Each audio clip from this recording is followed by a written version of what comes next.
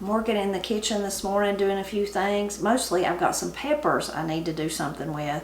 A dear friend gave me a lot of peppers. You see I've got some right here. I'm going to cook those probably, do something, make a recipe that I've not made in a long time.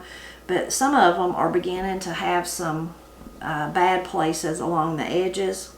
So I need to get those processed and do whatever I'm going to do with them or I'm going to lose them. So the way I like to do my peppers, if I put them up like this, other than pickling them, you may see I've got lots of pickled peppers over there in jars, but I like to chop them up if I'm going to put them in the freezer. That's what I'm going to do, and to use thinking about stews and sautés and anything we might need them for during the winter months. So I cut them up, dice them up pretty small, and then I lay them out on a cookie sheet like this. I put the whole cookie sheet in the freezer, and then I let them freeze. I'll get this cookie sheet back out and they'll all be frozen, and I can just rake them all out into a plastic bag and they'll stay loose. And that way in the winter, if Matt's making a chili or I'm making something that calls for green onion or bell pepper, I can just reach into that bag out of the freezer and get out a cupful or whatever I need, and then seal it back up and put it back in there. That way they're all loose. There's lots of different ways to do it though, but that's just how I like to do ours. I'm going to have to trim some of the places off though.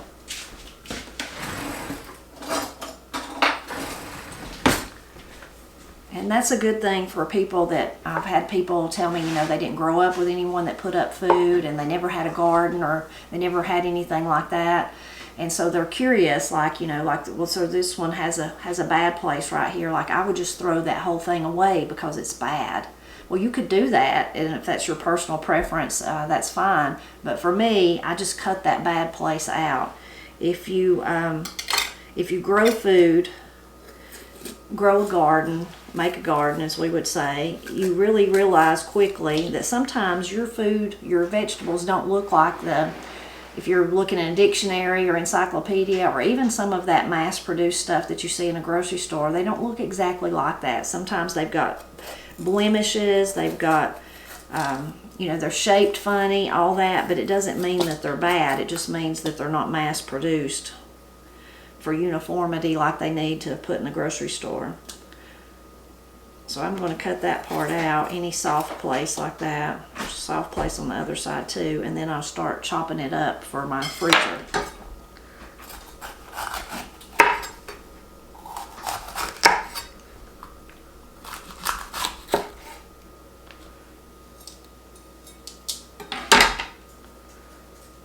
This was the worst one I had, so I'll do it first. The rest will be easy. Since this one had a little bit of slime on it, I'm going to give it a rinse. Wipe off my cutting board a little bit too.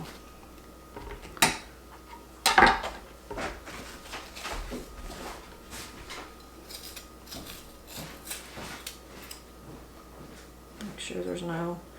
So that one's got a little bad place right there. Get rid of it. It is time consuming if you have one and you've got to work on it, kind of, whether it's peppers or tomato or anything you're doing, and get the bad place off, but it's, I guess, a waste not, want not mentality. And then as far as what size that you'd want to chop them up, that's personal preference, ever how you would like to use them in the winter, but I don't get real picky about it. I just throw them on there. They're not all uniform, in other words.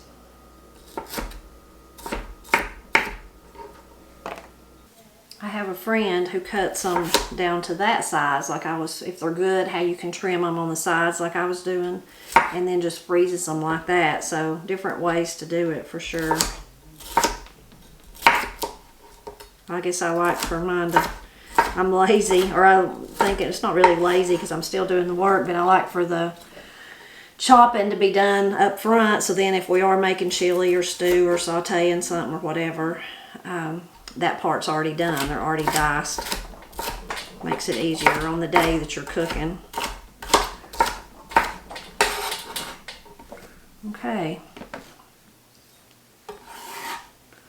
So if you end up with too much, you can't really put them out in an easy layer. You could get another baking sheet, of course, but I think this will be okay.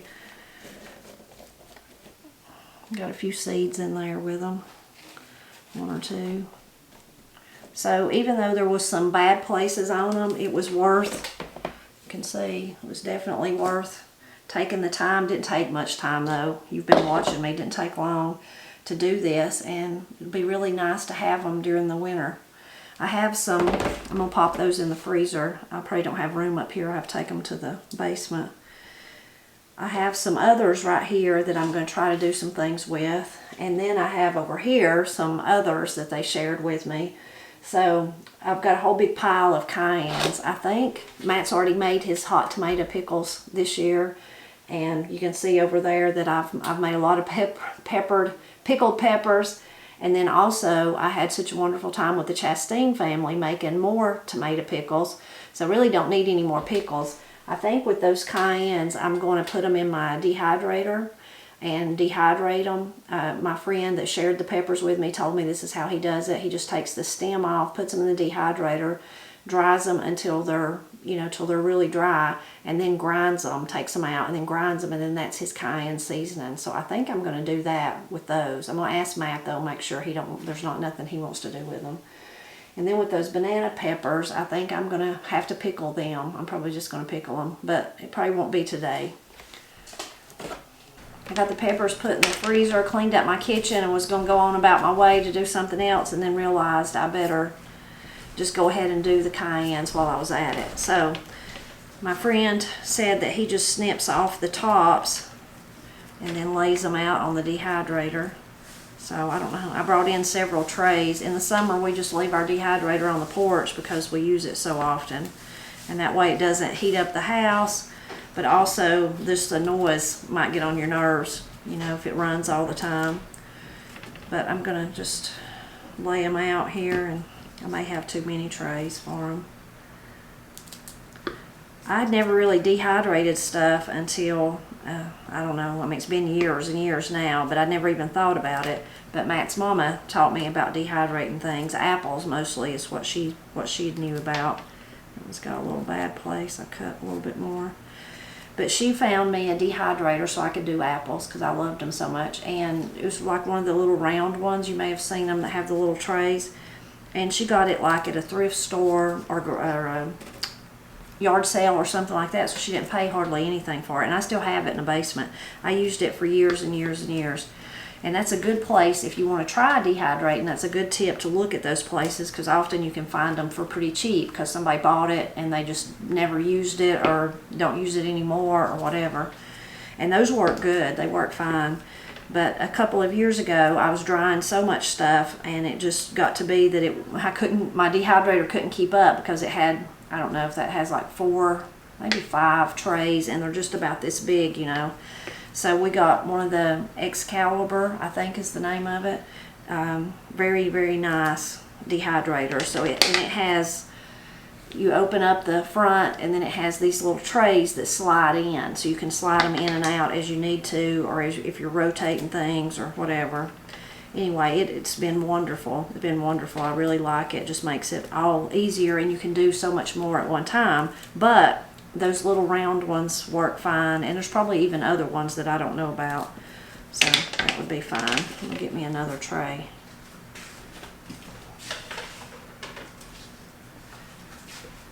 We usually dry with dry tomatoes, but we've not done that. Now, I found you can dry any tomato, but some work better than others, and the Juliet is the one that worked the best for us. I just loved them. I could just eat them out of hand. It just really concentrates all of that sweet goodness. They're so good, so good. But we've not really grown them for the last couple of years, so I've not dried any.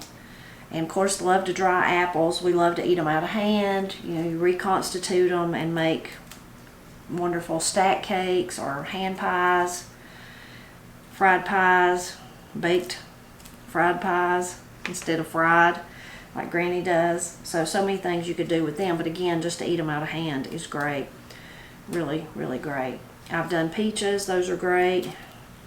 And Katie and Corey really like to do the spinach, Malabar spinach that we grow, they really love to do it, and then they grind it up because it gets so fragile, you know, and they use that as a powder to just add nourishment, more nourishment to whether they were making a smoothie. You could even put it in something like your oatmeal or whatever, and you don't really notice it that much, but it's adding, you know, good for you things. So lots of different things you can do, and of course you can make jerky. I have little mats that go on top of this that are solid, so any liquid you put on this one, of course, would just drip through.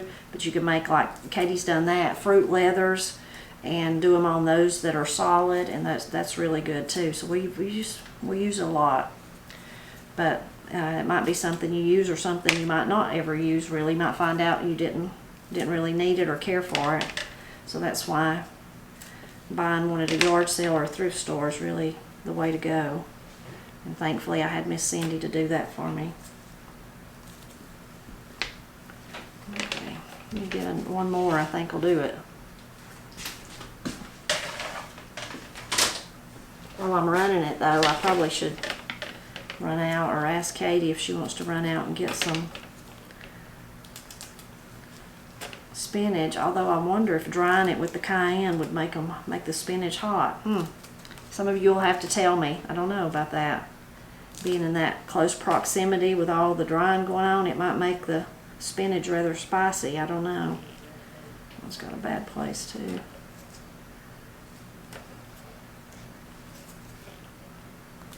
This one's got a bad place right in the middle. I wonder if I can just chop it that way. Kind of bad on the end too.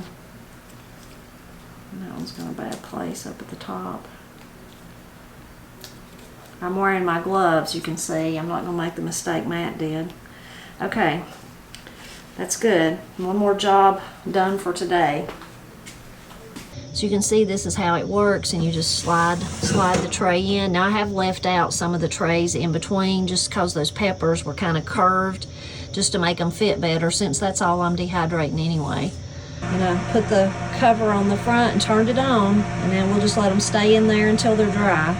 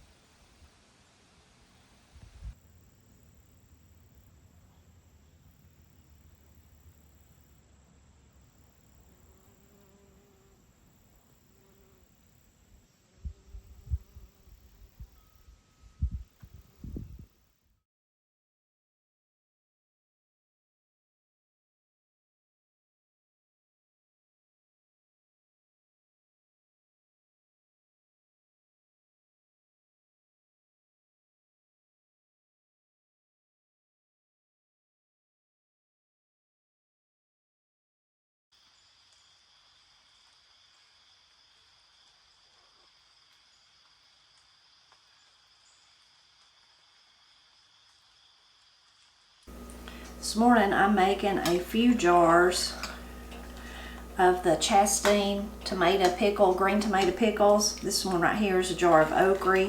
This is just some stuff that I had hanging around in my kitchen and I wanted just to be done with. First jar I did was all peppers, hot peppers actually. I was cutting them up. They were some a friend had given me, and I thought, I think these are all sweet peppers. I'm pretty sure they are. And something told me, you should really just put a pair of gloves on in case. So I'm so glad I did, because then Matt come through and I got him to taste one of them. He's like, whoo, yeah, that's hot, really, really hot. So I'm glad that I wore the gloves. This is just a very few jars, but I didn't want none of this stuff to go to waste. Those really hot jars of peppers, Matt and Austin will enjoy, and Matt might even take them to deer camp. Papa Tony like them. Nana would like them. So when I shared this recipe a little while back here on the channel, a lot of you asked me if there was a way to make it, small, like smaller scale, because of course we were making so many. We made 235 jars of pickles that day. So if there was a way to make it smaller, I will link in the description below to the recipe that Gerald brings to kind of hand out to people, and it is a much smaller quantity. You can even make it smaller than that though, which is what I did by just, dividing those amounts in half or even quartering them or whatever, but it'll give you something to go by. I'll link to that.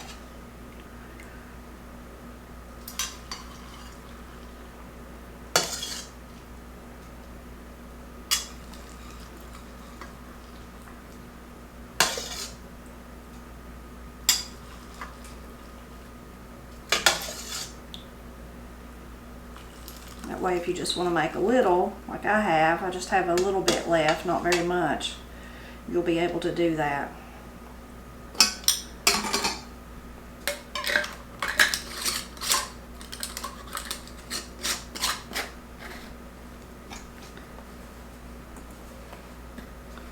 I'm going to, let me get a bigger towel.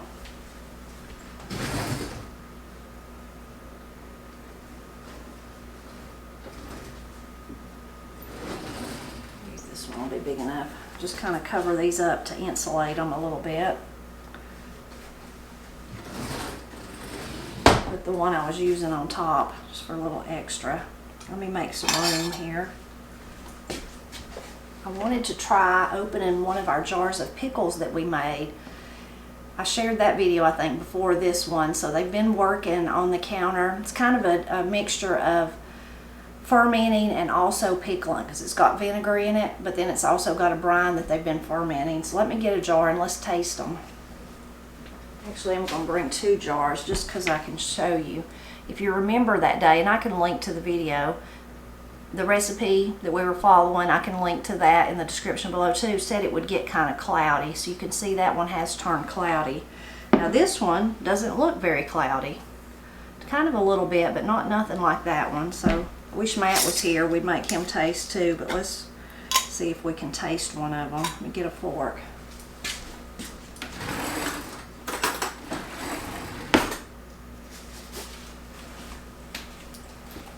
Take the weight out. And these are sweet peppers. They're not hot. I did make a jar of hot. Let's see. This one was right on top.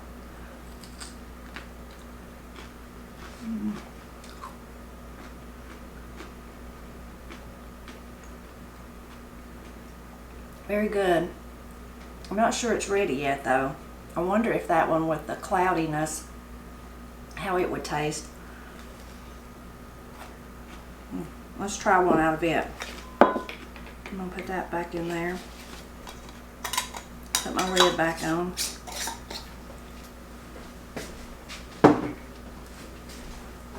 See if there's any difference and to see what the cloudiness tells us.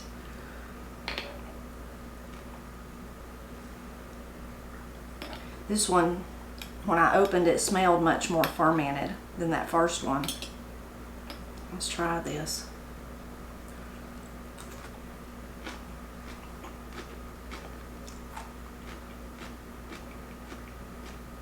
It's got a better flavor than the first jar. It's not that the first one didn't taste good. It just didn't taste, I guess, fermented or pickled as much. It tasted more just like a pickle with some vinegar on it. It's much better.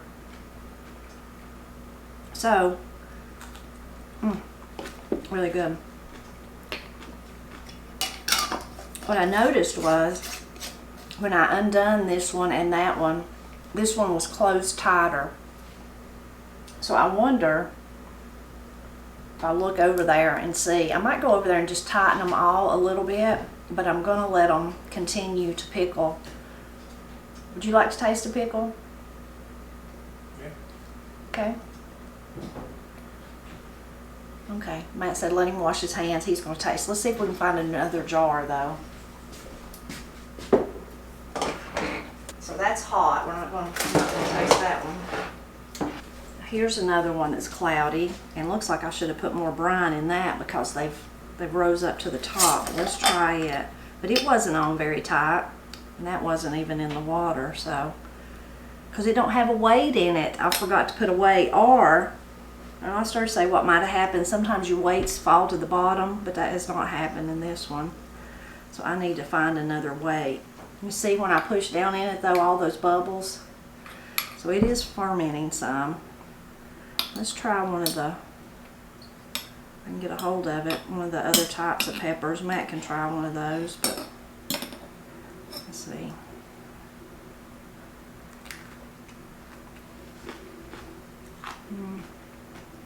This jar's really good too, and it's more cloudy. So I think I need to maybe tighten the lids on all of them a little bit.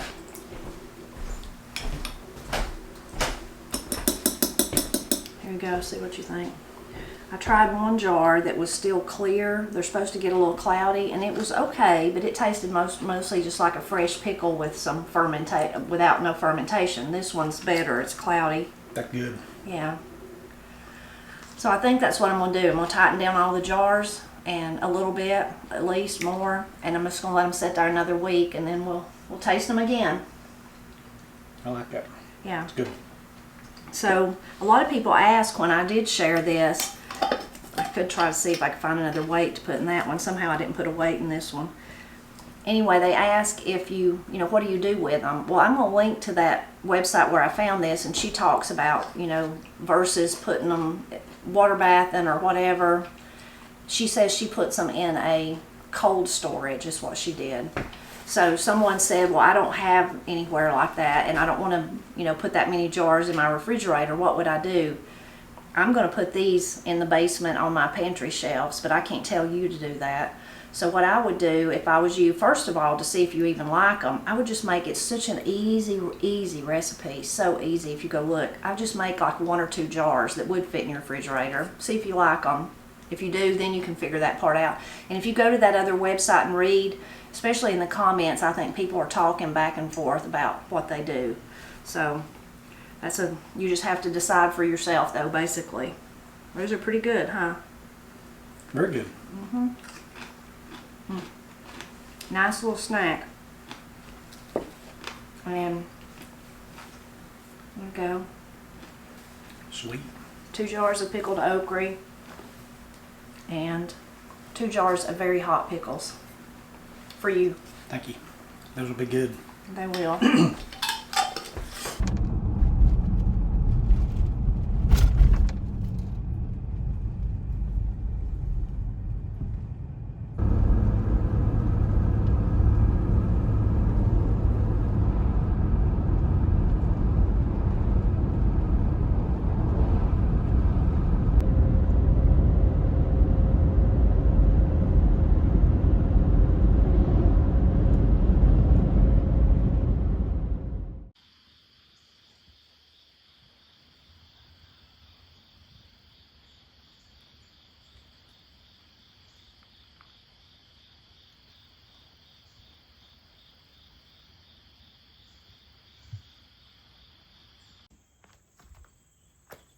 There he is. Right, I'm gonna play me a song then.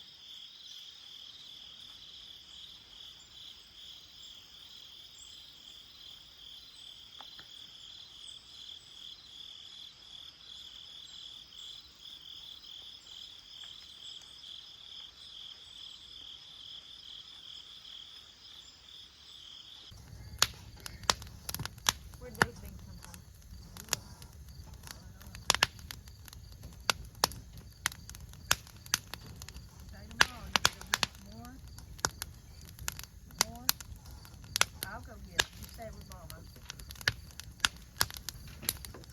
I want to go get them.